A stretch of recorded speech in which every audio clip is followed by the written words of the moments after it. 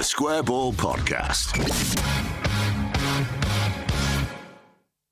Hello and welcome to the show. This is the weekly show brought to you by Levi Solicitors. You can get a 10% discount on your legal fees if you go to levisolicitors.co.uk/the square ball. Michael, take us down the legal services that they provide for the good people. You're going to miss teeing this up.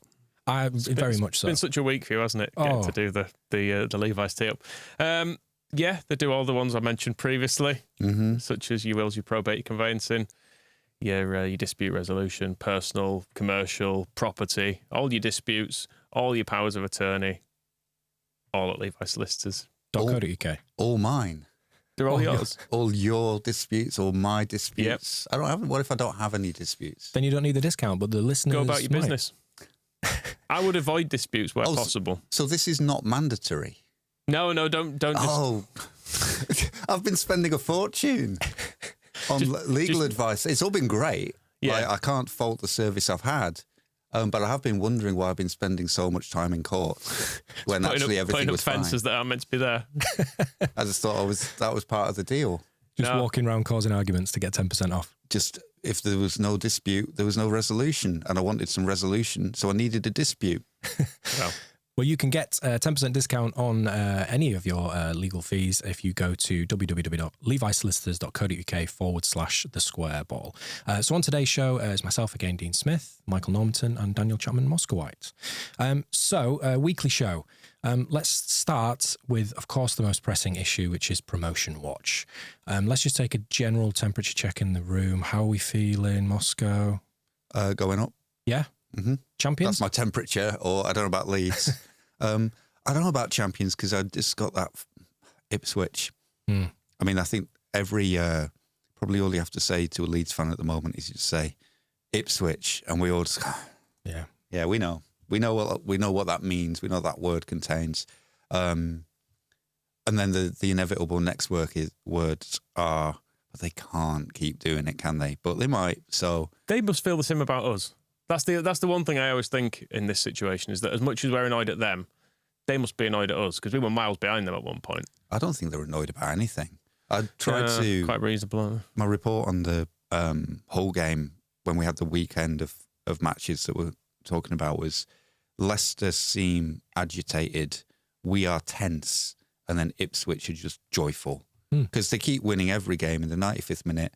Because when Dan James scored in the 95th minute for us, it's a massive sense of relief. Just, thank God we're not going to lose 3-2. But when Ipswich keep doing it, it must just be when you were in League One a year ago. It's like, fucking hell, this is great. Yeah. How does this keep happening? Brilliant.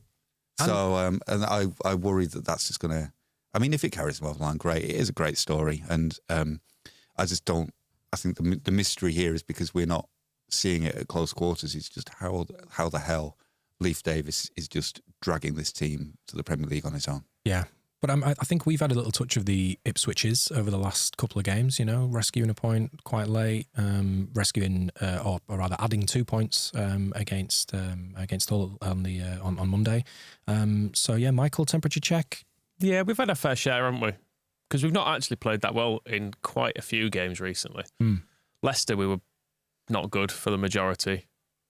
We weren't terrible, but we weren't obviously the better team in that. You could say the same for Hull. Could definitely say the same about the first half at Watford. Well, it was the international break, wasn't it? It's fucked us. Like, coming back from that, we looked like a different team for a lot of it. And like we said, I think it was yesterday, about that first game back at Watford, we just wanted the referee to just let the players just play the football. Don't kick them too much. But this week, looking ahead to this weekend, early kick-off with Norwich-Ipswich. Ooh, that's got a little spice, hasn't it? I was kind of relying on... Because Norwich have been in good form, haven't they, until they went to Leicester and were completely shit. Although, Andy Hughes, with his set piece, got to keep that in the forefront of our minds, and he will hopefully... Because it's not only that Norwich have to be Ipswich for local bragging rights, but Hughes' dog should be in there just pointing out that, like, please... It's not like it would have been roles reversed when Richard Naylor was at Ipswich singing Marching On Together in the showers. We have Fuse Dog singing it in the showers at Norwich, hopefully with a good effect. Yeah, why is he in the showers if he's not playing? Yeah, I started thinking that. But It's just like an enthusiastic PE teacher. yeah, Everyone's PE teachers did that, no? We'll talk about that afterwards, mate. Okay. he could be just outside the showers singing while everybody else is having a wash, Okay. There we go. like keeping the morale up. But Yes. Norwich themselves do need something from this probably because they're 6th, aren't they, at the moment, with the Coventry 4 points behind, but game in hand. So it's all a little bit tight and Preston not far back either. So come on, Norwich. Yep. So Please get a point. We're all Canaries at the 12:30 kickoff. Then Leicester at home to Birmingham. We probably can't ask for any miracles there, can we? Not really. Have Birmingham improved a bit now? We've got Gary Rowett. Rowett's there. I think they won a game, did they? Tyler Roberts is back. There we go. There you go. So there's somebody else to help us in that game. Him and Cody Drammer can do some stuff for us. Leicester, it depends whether King Power is going to be all fuck the EFL and PL siege mentality, or whether, as I hope, they're all just angry at each other and let Birmingham win. So that's the dream scenario. But yeah, it feels like a home win. It does. And then on the sheet here, it has Blackburn, Southampton. Now they definitely I'm still putting them on. Yeah, but they definitely need Blackburn to win going that. up.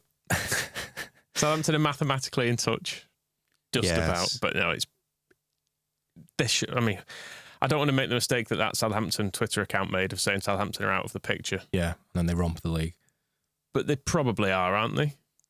Well, I mean, Russell Martin is still as delulu as ever. He was saying, he said he wouldn't rule. He said if they play the way they played against Ipswich, they could still win all their remaining games, which would give them 98 points. And then it would be a rough ride on them if they didn't get promoted with 98 points, which it feels like a lot of things have to happen for them to get to 98 points. They have to play as well as they did against Ipswich and not lose. Yep. That's a crucial thing that didn't happen there. And then do that 8 times in a row, but winning. And then also for us not to outperform them. Because if we win 4 of our 6 games, we also get to that points total. Yeah. So it's nice to sort of take the high road here and keep them in our thoughts. But that does feel more like kind of playoff preparation watch. Yes. And then actual auto watch. I am pleased to have the games less spread out at least. Yeah. I've absolutely hated this Easter thing of managing to make the day last from like 12:30 or whatever it is to bloody 10 at night. You know who you can blame for that? Sean Harvey. Jesus Christ. Jesus Christ. What was he doing for 3 days? What was Joseph doing?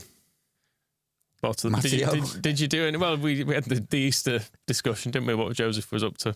Did you get any close to an answer? No further. No, he just wasn't involved. But just taking advantage of the bank holiday, probably. Yeah, 3 days. Probably worrying about Southampton's score. Yeah, he's in a beer garden somewhere. So kicking off at the same time as Leicester versus Birmingham and Blackburn versus Southampton is the big game, us away at Coventry. We're going to preview this properly with Phil when he comes in a little bit later on.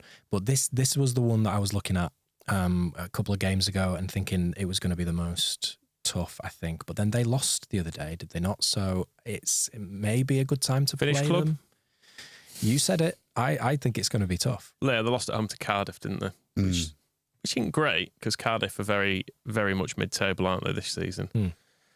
The whole thing might have changed upon Mark Robbins bullying a ball boy so hard they had to change the rules. Yes. What's that? I've missed this. So against Wolves in the when they beat them in the FA Cup, he went mad at a ball boy at Molineux for taking too long to put a ball back in play. And now the rules have all changed, so that now the ball people can only put the balls on a cone, and a player can only retrieve a ball from a cone or near a cone. You can no longer have one thrown to you from a ball child. What will happen if you do? I assume Will the ref make you put it back on the cone and pick it up? Mark Robbins is in his car, is coming up to hand out a beating. Was Mark Robbins against the quick passing of a ball then? or for it. I can't remember. I can't remember. Because they won that game late on, didn't they? I'm trying to think of the timings of it. It was for it. He was trying to get a ball off of the Wolves ball person to get it back into play. Okay. And then what happened was when they scored the late winner, he went and celebrated in the ball boy's face. That was the problem. I've remembered what the issue was now. And so he apologised afterwards, but Gary O'Neill, the Wolves manager, wasn't having it. He was in his press conference. He was like, I think we need to be a bit better than celebrating in the face of a 12-year-old boy. And then that has inspired this mid-season rule change where, it's all about cones and no longer, which is a shame because it used to be, there's that famous thing of, was it at Tottenham where the ball boy threw it back into play dead quick and Spurs scored and Jose Mourinho then went over and celebrated with the ball boy instead of chucking him about and throwing him over bashing his head off a asphalt. and Mark Robbins there doing his very best to cling on to the very remnants of his scum past just by getting into 12-year-olds' faces. Good for him. Isn't the ball boy who put the ball down for Trent Alexander-Arnold to take that quick free kick, isn't he now like in Liverpool's first team or something as well? I can't remember which one he is. Is it Conor Bradley or someone? He's someone like that, yeah. He's like one of their youth players now who had his head on a swivel at 12 years old or something to be like, take this quickly. Yeah. There's an awful, one of those terrible Jurgen Klopp social media clips of him going, oh, yes, I remember that boy. Oh, is that the same boy? Oh, how incredible, which is why it'll be good when Klopp's gone. Yeah, such a special ball boy. Yeah. They invented ball boys, did the Scousers. We've got these things in Liverpool.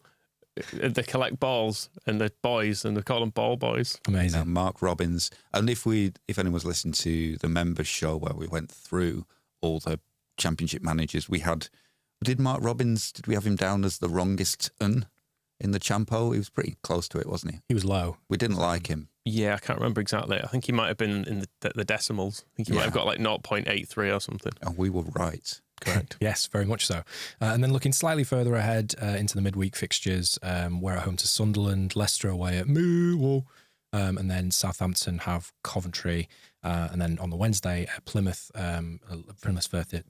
versus Leicester. This seems like a tough old set of fixtures for Leicester. Yeah. Playing Millwall away on Tuesday and then Plymouth away on Wednesday. Yeah. Michael, I think it's Friday. Sorry, is the I think they play on Wednesday against someone. I mean, have we got the right games? Just the wrong days? I just read that out and I didn't notice that. Good job, Moscow. No, Leicester. The Plymouth game. Sorry, I think it's because Leicester play on the. They're also the Friday night game. They play Tuesday, Friday to Leicester. That's the mix up here. Sorry. Well, who are Ipswich playing? Oh, I mean, I can't tell you that. But no, Leicester play. Sorry, they play Birmingham, then they play Millwall Tuesday, Plymouth Friday. Yeah, right. Correct. No, and then Plymouth on a Friday is a tough gig. Yeah. What day is the 10th? Oh, I couldn't tell you that. Oh. That's the Wednesday. Right, Ipswich are at home to Watford on Wednesday night. Home to Watford, right? Okay, but that's for another conversation. And Watford, no wonder Leicester hate the EFL if they've been made 2 days in a row. Well, Watford, of course, now under the guidance of Tom Cleverley, now they've got someone in who finally knows the club. He knows the club. They're going to win that one. Knows the club twice over. But with all of these games that Leicester are seemingly playing, it brings us onto Leicester's money troubles. So me and you were talking about this, Moscow, before we started rolling on this. What kind of a fucking argument do they have? What is this about? Well, I almost have like a tiny bit of sympathy because the rules are no good. But however, everybody knows the rules. And so the situation is that obviously they've been chuntering on about their PSR problems for a while. And they've already tried the gambit where it's like, oh, no, well, that happened in the Premier League and we're in the Football League now, so you can't do us for that.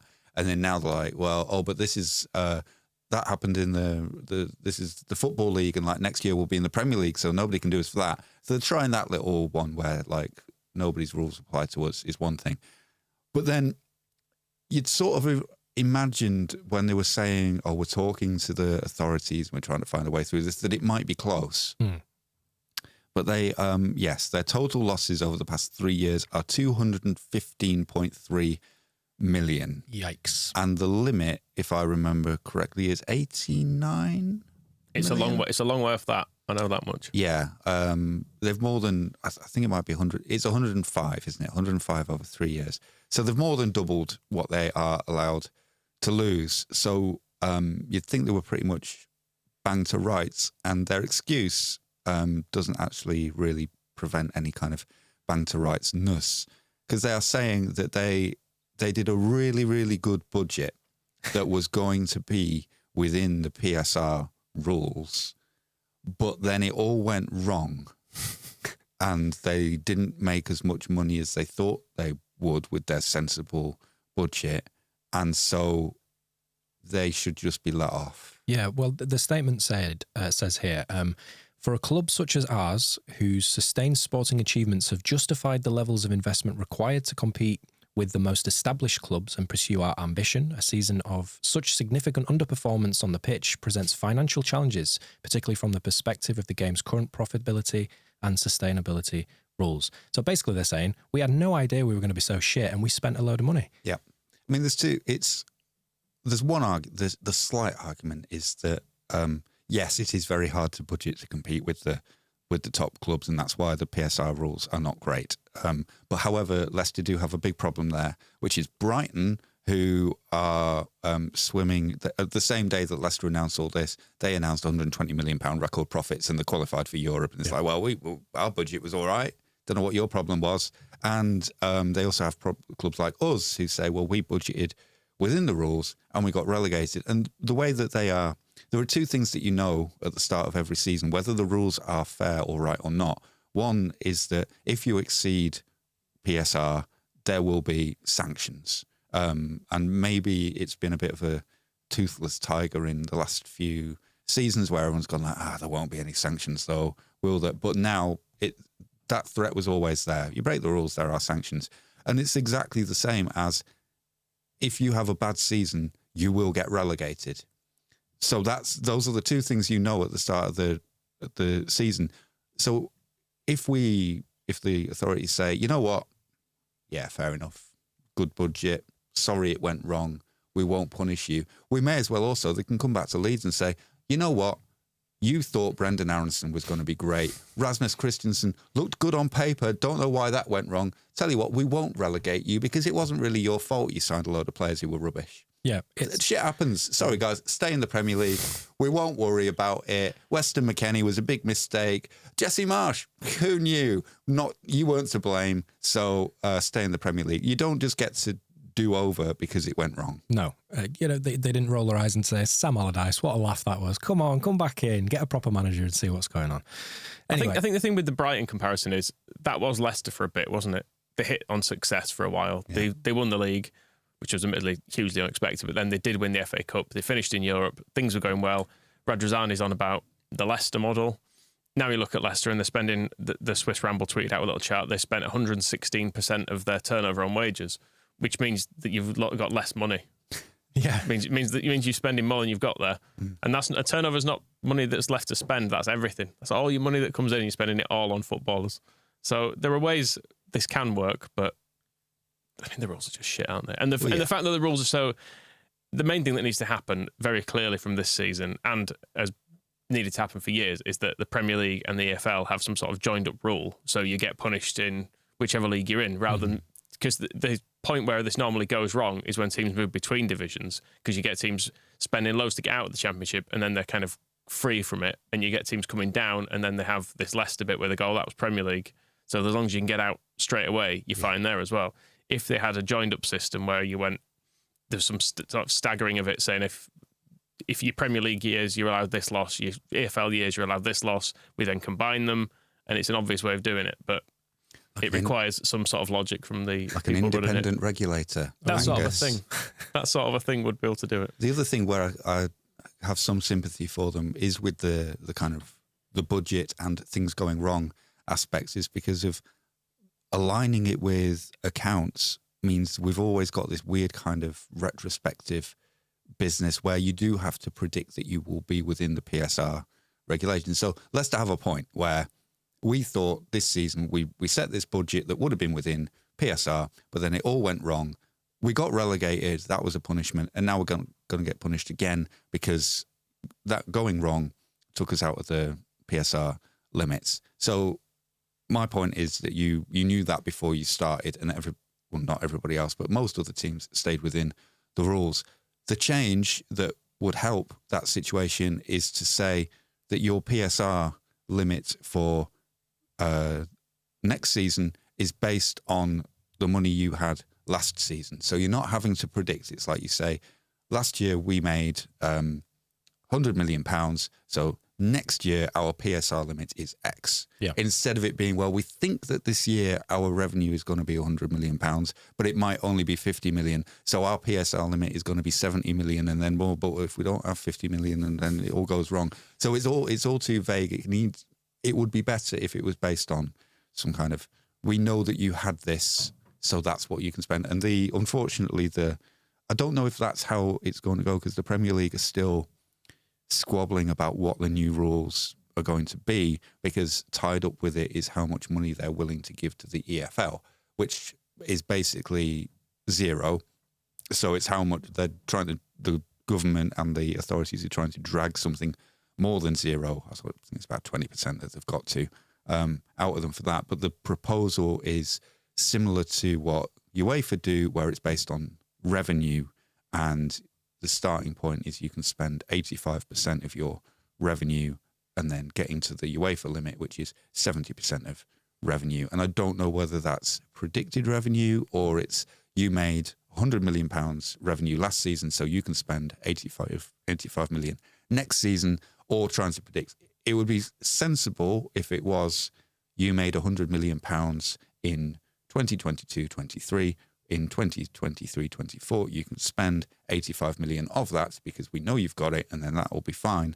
The problem with that new thing is that I wonder if it doesn't help Brighton, who have relied a lot on Tony Bloom's money, because that's not revenue. That's an owner putting their money in. He then has to use his money to find ways for Brighton to make that money. And it fucks Newcastle as well, because Newcastle's kind of thing is, well, why can't we just put all this money into the club and spend it sustainably?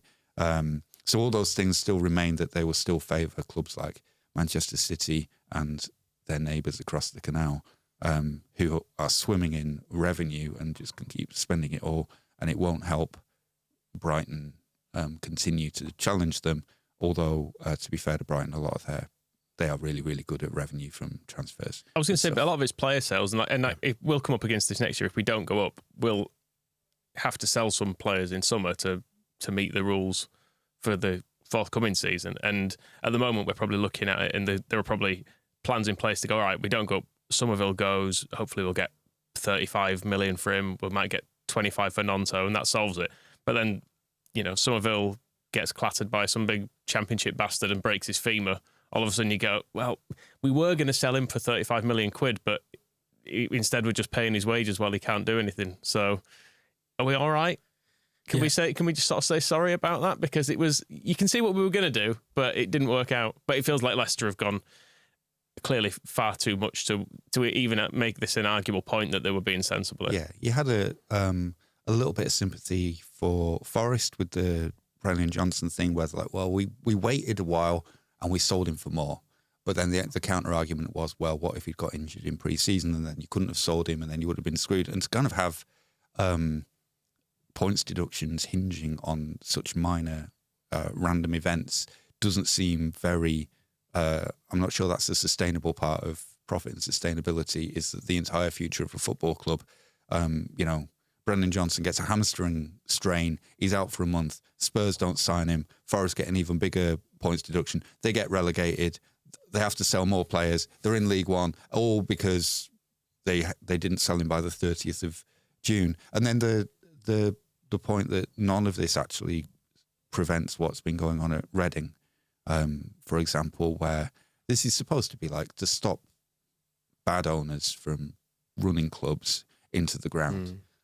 Tony Bloom at Brighton is obviously a good owner, and there doesn't seem to be a problem with him putting all the money he wants into Brighton.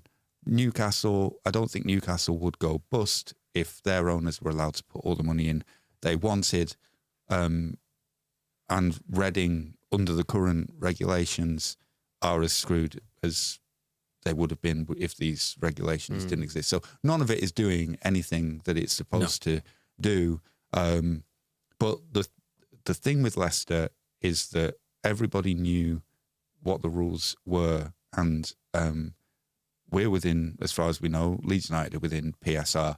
We got relegated. We're trying to get promoted, and all the time we're up against a club that is, by the looks of it, has decided to just get incredibly expensive legal advice. Nick DiMarco, the King's Counsel, is on board, and we'll just get through it that way rather than even try to stay within £100 million of the allowed losses. You're absolutely right that the rules don't do anything really, because as soon as someone stops paying bills, whether or not a company's losing 100 million or £1 million, if they're reliant on an owner putting that money in, as soon as they stop, then a company goes bust because you're like, well, no one gets paid then, and it becomes whether or not you're like the allowable losses are fine as long as someone's funding the losses, but as soon as, like particularly in the Championship, you're allowed to lose a phenomenal amount of money, and if you're Rotherham losing that amount of money, you are never going to get that back. There's no possible way of ever retrieving the amount of money you're allowed to lose by selling anything. You can sell the stadium, you can sell all of Rotherham, and you'd still be like, we've still not got. We've put the whole city up, and I'm afraid we're still about £100 million short of meeting these debts. When you've both used the word sensible quite a lot during this conversation, and it's just sensible and football don't often go hand in hand. So that's something it's fascinating, but I think we need to move on. We don't want to talk about more Leeds things.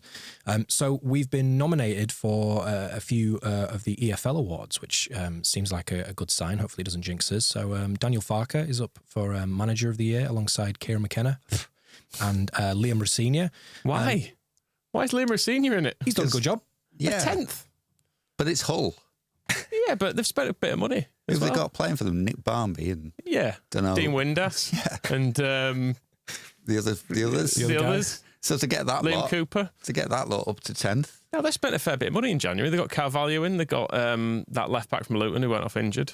So I think he's doing a shit job. That's what I'm saying. But the alternatives, you can't nominate Russell Martin because he's a maniac, and then you can't nominate Enzo Maresca because every point that Leicester have earned this season has been not earned. It's been won by cheating. Yeah. All right. So, Carlos Corberán. He should be in there instead. Have you watched West Brom? They're doing well. They're 5th. Yeah, but they're not a lot of fun. Well, okay. Who else do you like? Mark Robbins? Just looking down the list, actually. No, thanks. Battering ball people. They couldn't have put Maresca in there because this is a huge, huge award for us, but for them, it's just another award. Just another award. I mean, it's probably Kieran McKenna, isn't it? Truth be told, I know. Did they decide this before the season's up? Because that's ridiculous if they do. But I mean, whoever goes up probably. I feel like they do. I feel like it's man of the match. There was, I think, Anthony Gordon got given man of the match the other day. Yeah, and probably got sent off. Yeah, I think they do it just before. There was one of it was a weirdly clickbaity article that might even have come out of the Athletic, I think, where they were like rating every Premier League club's season with like 6 games to go. Like, what is even the fucking point in doing that? Nothing decided. Well, Manchester City have done very well so far. And Liverpool also doing pretty well so far. But I guess it filled some internet. But yeah, as we're talking about overspending though, and I'm sure if you look at points to wage bill, Kieran McKenna is exceeding expectations by an absolute mile. And like we said at the start, fair play to him. They keep on grinding results out. Fair play. I think he's done a great job. It's just like his little head. We should propose Farke a little bit because he's ours, and also we do know what it was like here in summer. And if we talk about Liam Rosenior maybe overachieving at Hull, there was kind of a feeling in pre-season, and particularly when you look at the lineup from the first couple of games where we had Leo Hjelde at left back, Joffrey was starting, Shackleton's in midfield. Jan Poveda is going to be our game-changing number 10. And I think a lot of people kind of went, we don't want to be in the playoffs, but I guess if that's what it's going to be. And then all the stuff about that hopefully we won't need, about this being a 2-year project. Yeah. And it's fine if we don't go up this year, the groundwork, we'll have a plan for next year. So he has overachieved with based on the difficulty of the job. Kieran McKenna has overachieved just based on the blistering wonder of what he has turned Ipswich Town into. Almost, maybe, I don't know, can we hold it? Maybe because I do hold it against him. But it's like, it's easy. They just kept winning. Yeah, that was fine. They all seem dead happy. They're just playing on vibes at this point. Yeah, you don't have to worry about how many of your players went on strike. Was Leif Davis trying to get a move to Bournemouth?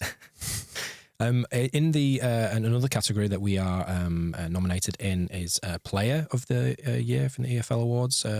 Cree Somerville. We didn't settle on a new nickname for him the other day, but he's alongside Kiernan Dewsbury Hall and Sammy Smodics. So, who described Somerville the other day as the best player in the league? Was that Tom Cleverley? Yes, I think it might have been. So, if Tom said it, then he must win it. He knows the league, he knows the club, so that's got to be Jimmy's, right? In other categories, Archie is nominated twice. He's somehow nominated as the EFL Championship Apprentice and the Young Player of the Year. That seems like Young Player and Younger Player of the Year, isn't it? And he's in both. It feels like one should cancel the other out, maybe. And he should win both too, because the other ones play for Norwich and Birmingham, so... Yeah. Give a shit. I mean, realistically. Yeah, but just quickly, did we see the rumours about Archie and who was watching Archie this week? Thankfully, he played terribly. Bayern Munich and Real Madrid, was it? Yeah. Not good. It's not surprising. Well. He's playing very well. Maybe they just wanted to see him. Just that was it. Last night in Leeds. Yeah, lovely night out in Leeds. Your expenses, night in Leeds. Yeah. I mean, it is a bit of a, if you are Real Madrid's scout, I've heard of this. This Archie Gray, I don't know if you've heard of him. I'm going to go and watch. Archie. Putting that report in, and hot new prospect. Archie goes like, "Yeah, we know. He's played like he's played like every game this season. He's quite obvious. Probably that same scout's going like, I don't know if you've heard of him, but I can't remember what Jude Bellingham's brother's called. So this is falling down. Job. Yeah. Did you know Jude's got a brother? Like, yes. We did. Go watch what they should be. I just wanted to do a tip of the hat for the Player of the Year nominations. Sammy Smodic fascinates me because he's 28. Never heard of him before this season because we were in the Premier League and he obviously was not. I've got to say we were not in the Premier League for most of his life. Well, even so, I've somehow just got to this stage of the 21st century without encountering him. 38 games, 23 goals, 4 assists, and he's like Blackburn's Ross McCormack. I was going to say that. Yeah, he's putting up some great numbers. Confusing as well. Is from Colchester, sounds Hungarian, plays for Ireland. Yeah. Very confusing old setup of names and places there. And I love that about him. Yeah, like, I'm quite taken with when you just find a weird little footballer doing these strange things. He wears number 8 as well, which I think is correct. Yeah. So he's got the right squad number. Got the Michael Bridges. Yeah, we should sign him.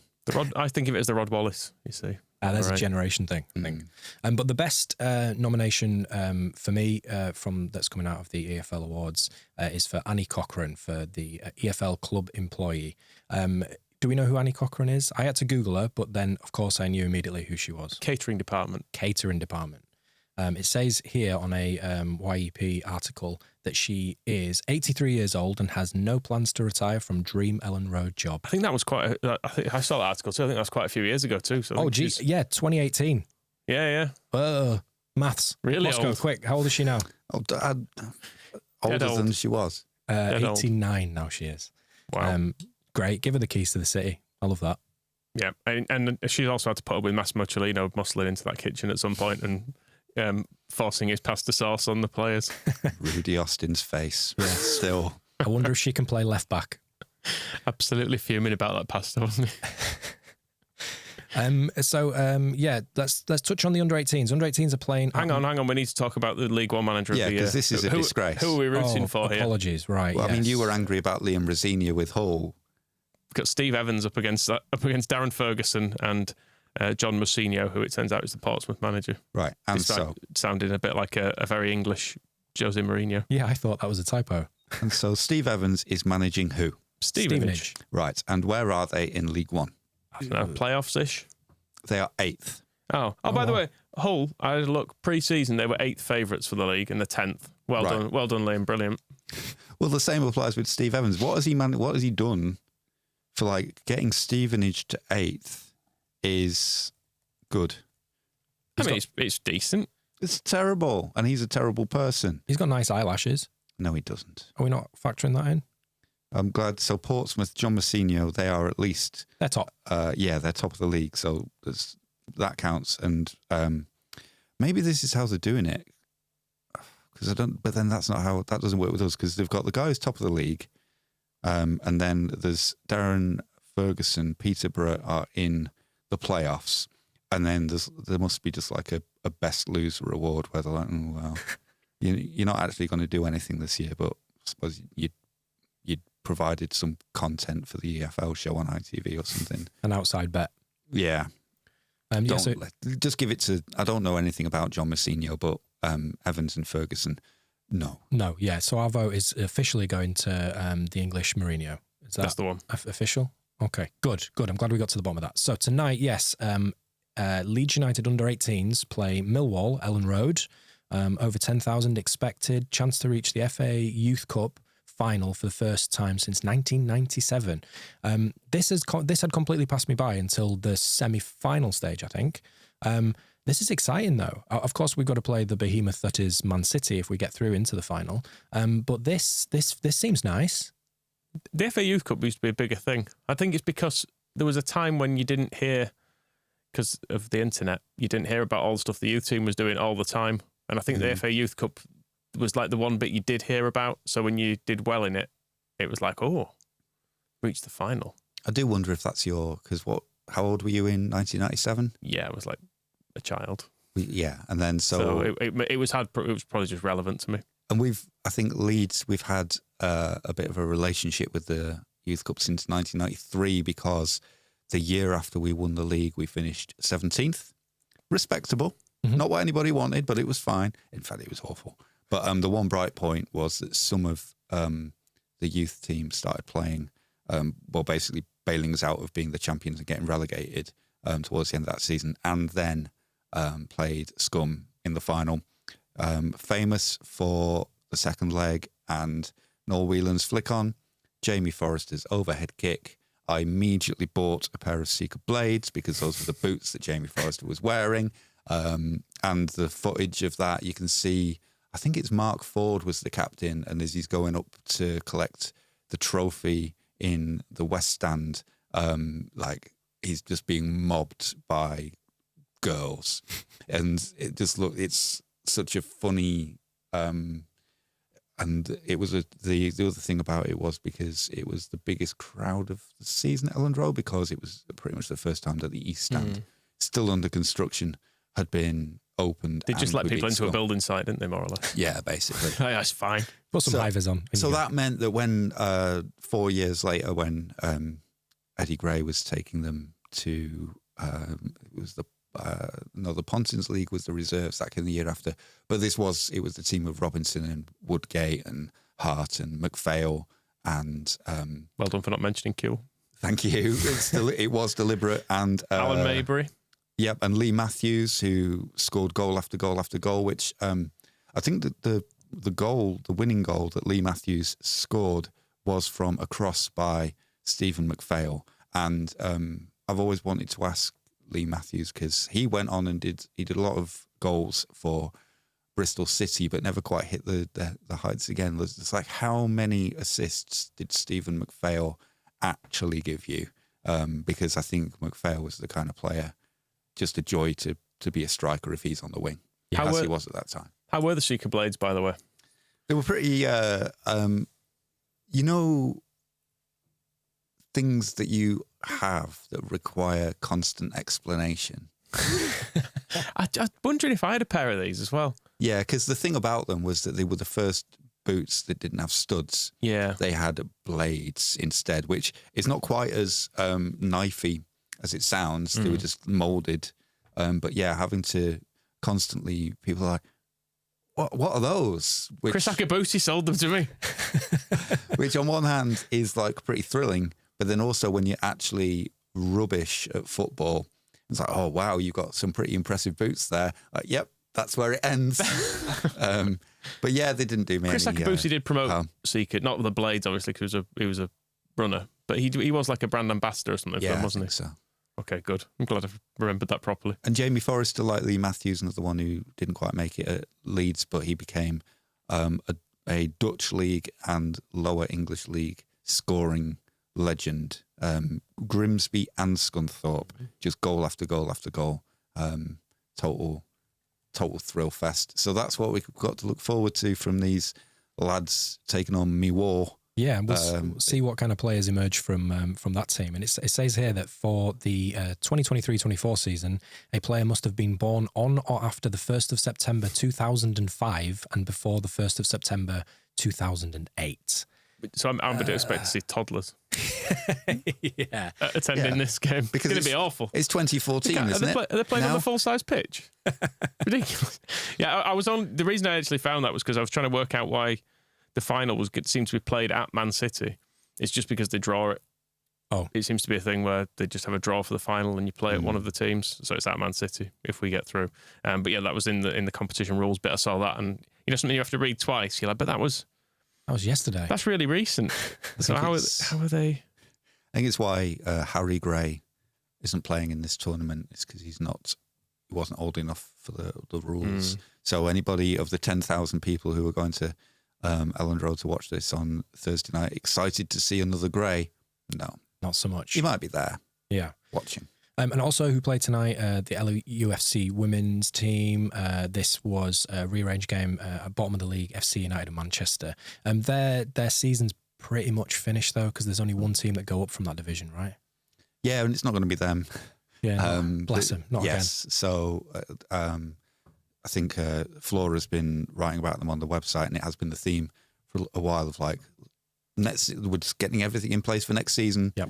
Going to get some good momentum for next season. And then also Flora wrote last week about hopefully next season the club will cotton on and at least a game at Elland Road. Yeah.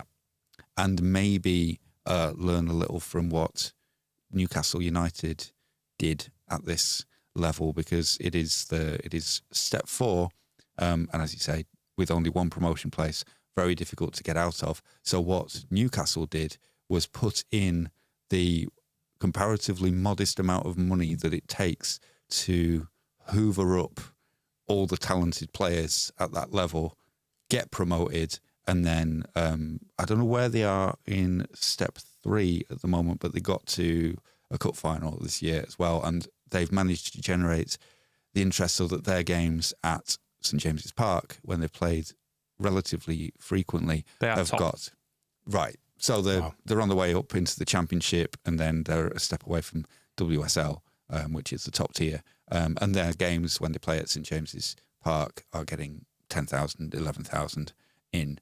And it feels like a bit of a miss so far since the takeover, which came with a bit of optimism, but because women's football is such a big deal in the United States, WSL there being a very major league. And is it big in Saudi Arabia? Given the Newcastle owners are so into it. No, but it's a very good thing to align yourself with in the United Kingdom if you want people to not pay too much attention to the situation in your own country. But they felt like there's like, right, cool, 49ers, they must have some good ideas to kickstart the women's team and build on the excitement of the Euros and the World Cup and everything, and not much sign of it so far. So at least a game at Elland Road next season would, because there's 10,000 going along to watch the under 18s, and when they have played at Elland Road in recent seasons, the women have got good attendances, and that was pre the 31-7, pre the Euros win when that kicked off so much more interest. And it's, even though it would have been great to just do it straight away after that, like, wow, England have won the Euros, let's get everybody into this at Elland Road and have another big party. Didn't bother with that, but then it's never too late. Yes, so come on, Angus, come on, Parag, next season, at least one game at Elland Road, please. I want you to replace all of those players. That's what Moscow's saying. Kick them all out. No, to build upon the fine foundations that they built, and they have been. It's on the pitch. They have the immediate problem of the manager after one game going to become assistant manager at West Ham. Mm-hmm. So I think that took a lot of the the momentum out, and the players have done very well to get as close to promotion as they have this season. But it is just it's a hard old slog in that league, and there would be ways that the club could make it easier for them. Certainly. And then start reaping the rewards. Certainly. So let's hope for a couple of very triumphant Leeds United wins tonight in the under-18s and LUFC women, sending us Leeds United's first men's team into the weekend in great spirits ahead of Coventry. Could still play Archie Gray in the Youth Cup. Get him an extra game, that's what I say. Make him work for it. The Square Ball Podcast.